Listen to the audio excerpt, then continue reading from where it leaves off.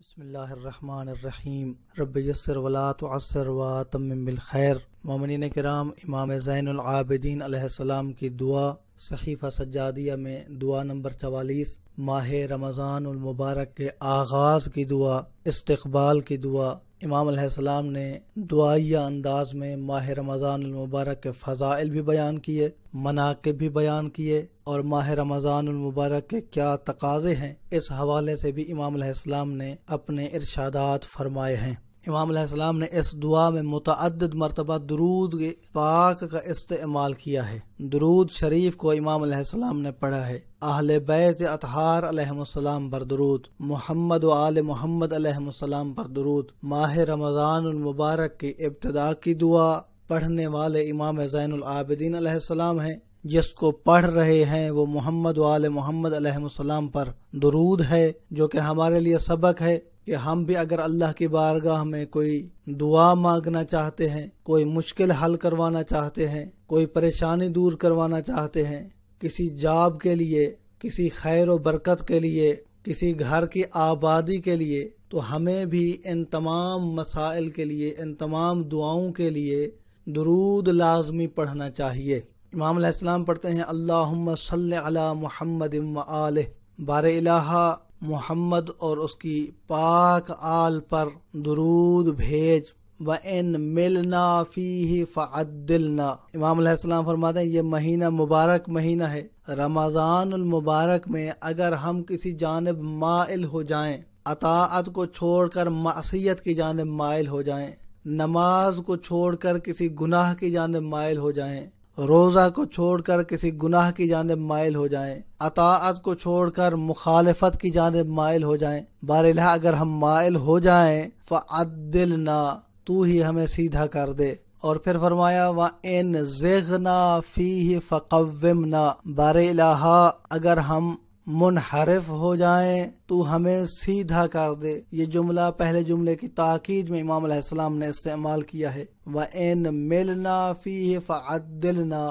وَإِن زِغْنَا فِيهِ فَقَوِّمْنَا، بار الہ اگر ہم مائل ہو جائیں تو ہمیں سیدھا کر دے، اگر ہم انحراف کا شکار ہو جائیں تو ہی ہمیں قائم کر دے۔ وَإِنِ اشْتَمَلَ عَلَيْنَا عَدُوُّكَ الشَّيْطَانُ فَاسْتَنْقِذْنَا مِنْهُ۔ امام علیہ السلام فرماتے ہیں کہ اگر اس مبارک مہینے میں ہمارے اوپر شیطان حاوی ہو جائے، ہمارے اوپر ہماری خواہشات حاوی ہو جائیں، بار الہ پھر تو ہی ہمیں اس سے نجات عطا فرما، شیطان کے وسوسوں سے ہمیں تو ہی آزاد فرما۔ اللہم اشحنہ بعبادتنا ایاک، بار الہ ہمیں اپنی عبادت کے ذریعے سے توانائی عطا فرما، اپنی عبادتوں کے ذریعے سے ہمیں طاقت عطا فرما۔ وَزَيِّنْ أَوْقَاتَهُ بِطَاعَتِنَا لَكَ وَأَعِنَّا فِي نَهَارِهِ عَلَى صِيَامِهِ، بار الہ ہمارے اوقات کو مزین فرما،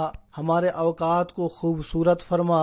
ان اوقات کی خوبصورتی کا معیار کیا ہے، معیار زینت کیا ہے؟ امام علیہ السلام فرماتے ہیں بار الہ اپنی اطاعت کے ساتھ ہمارے اوقات کو مزین فرما، خوبصورت فرما۔ وَأَعِنَّا فِي نَهَارِهِ عَلَى صِيَامِهِ، اس مبارک مہینے میں بار الہ تو ہماری مدد فرما کہ ماہ رمضان المبارک کے سارے دن ہم روزہ رکھ سکیں۔ وَفِي لَيْلِهِ عَلَى الصَّلَاةِ وَالتَّضَرُّعِ إِلَيْكَ وَالْخُشُوعِ لَكَ، بار الہ تو ہی ہماری مدد کر کہ ہم ماہ رمضان المبارک کی راتوں کو نماز پڑھ سکیں، تیری بارگاہ میں گریہ ازاری کر سکیں، تیری بارگاہ میں ہم خضوع و خشوع سے رہیں، تیری ذات سے ہم ڈرتے رہیں، تیری ذات کے آگے ہم تکبر نہ کریں۔ وَالذِّلَّةَ بَيْنَ يَدَيْكَ، بار الہ تو ہمیں توفیق عطا فرما کہ تیرے سامنے ہم ذلیل ہوں، تیرے سامنے ہم حقیر ہوں، تیرے سامنے ہم پست ہوں۔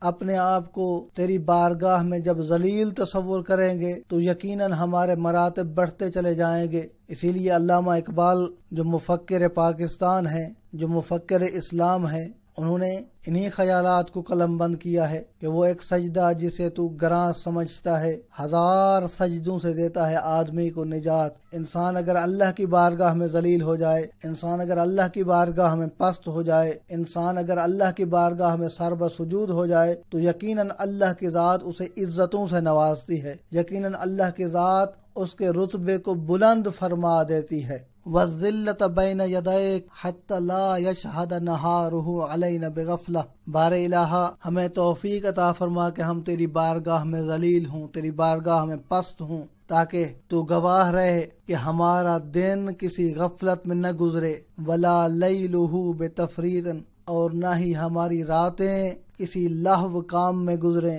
نہ ہی ہماری راتیں کسی بیہودہ کام میں ضائع ہو جائیں۔ اللہم واجعلنا فی سائر الشہور والایام کذالک ما عمرتنا۔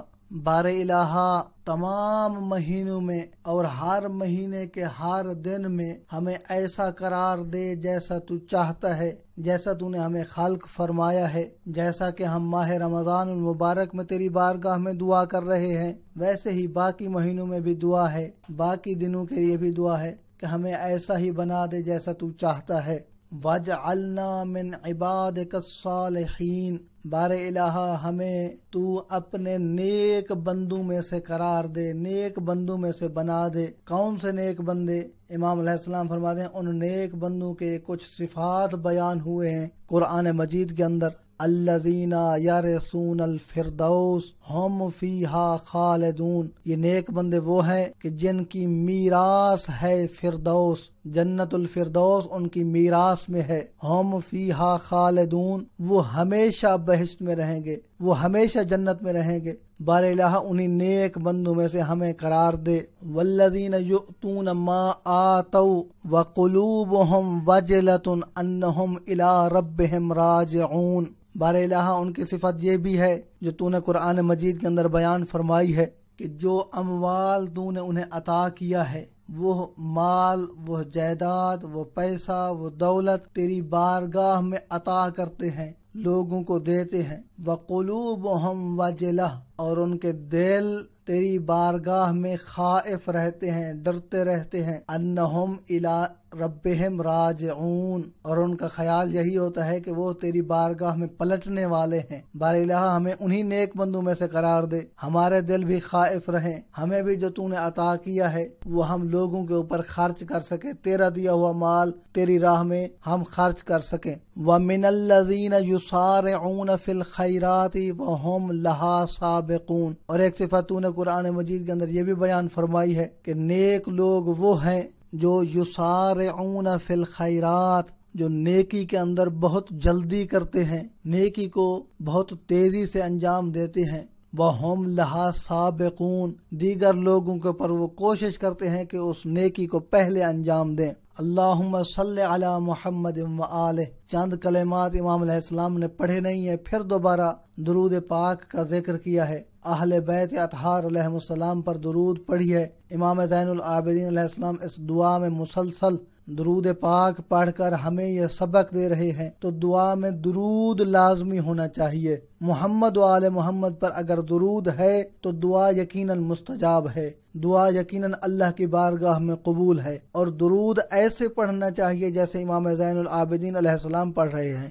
پیغمبر اسلام پر بھی درود اور پیغمبر اسلام کی مقدس اہل بیت پر بھی درود۔ وہ درود نہیں ہے کہ جس میں اہل بیت اطہار علیہ السلام کا تذکرہ نہ ہو۔ یہ لفظ صلی اللہ علیہ وسلم، اس کے حوالے سے پیغمبر اسلام نے منع فرمایا ہے، اللہ کے رسول نے فرمایا ہے کہ میرے اوپر صلاۃ بطرا نہ پڑھو، یہ ناقص صلوات نہ پڑھو میرے اوپر، جس کا آخری حصہ کاٹ دیا گیا ہے وہ صلوات میرے اوپر نہ پڑھو۔ پیغمبر اسلام نے منع کیا ہے، جب اللہ کے رسول نے منع کر دیا ہے تو اللہ کے رسول پر بھی درود پڑھیں اور اللہ کے رسول کی مقدس اہل بیت اطہار علیہ السلام پر بھی درود پڑھیں۔ اللہم صلی علی محمد وآلہ فی کل وقت و کل اوان و علی کل حال، یہ امام علیہ السلام کے لفظ ہیں۔ بار الہ تیری بارگاہ میں ہم درود پڑھتے ہیں، ہر وقت میں درود پڑھتے ہیں، ہر لمحے میں درود پڑھتے ہیں اور ہر حالت میں۔ کس کے اوپر درود؟ پیغمبر اسلام صلی اللہ علیہ وآلہ وسلم پر بھی درود اور ان کے مقدس اہل بیت اطہار علیہ السلام پر بھی درود۔ اگلا جملہ،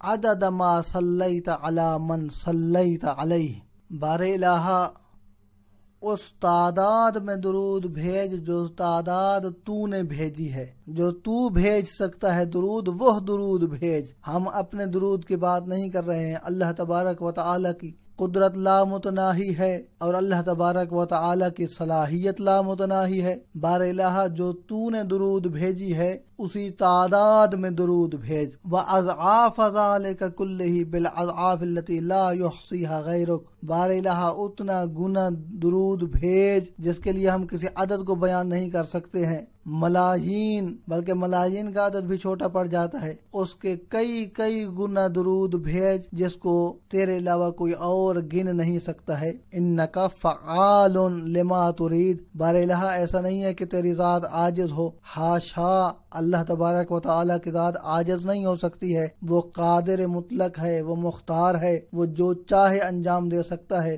بار بار اس نے قرآن مجید میں اپنے آپ کو علی کل شیء قدیر کہا ہے کہ اللہ تبارک و تعالی ہر چیز پر قدرت رکھنے والی ذات ہے۔ بار الہ یقیناً جو تو چاہتا ہے وہ کر سکتا ہے، تیرا ارادہ کون کا ہوتا ہے فیکون ہو جاتا ہے۔ تو اللہ اہل بیت علیہ السلام پر درود بھیج، اہل بیت علیہ السلام پر رحمتیں بھیج۔ بار الہ ہمیں توفیق عطا فرما کہ ہم اس مقدس مہینے میں تیری بندگی کر سکیں، تیری اطاعت کر سکیں اور ماہ رمضان المبارک کے تقاضوں کو صحیح معنی میں انجام دے سکیں۔ اپنی دعاؤں میں یاد رکھیے گا، اپنا بہت سارا خیال رکھیے گا۔ محمد نقی جسکانی کو حوزہ علمیہ نجف اشرف سے شیعہ پوائنٹ سے اجازت دیجیے۔ والسلام علیکم ورحمۃ اللہ وبرکاتہ۔ بسم اللہ۔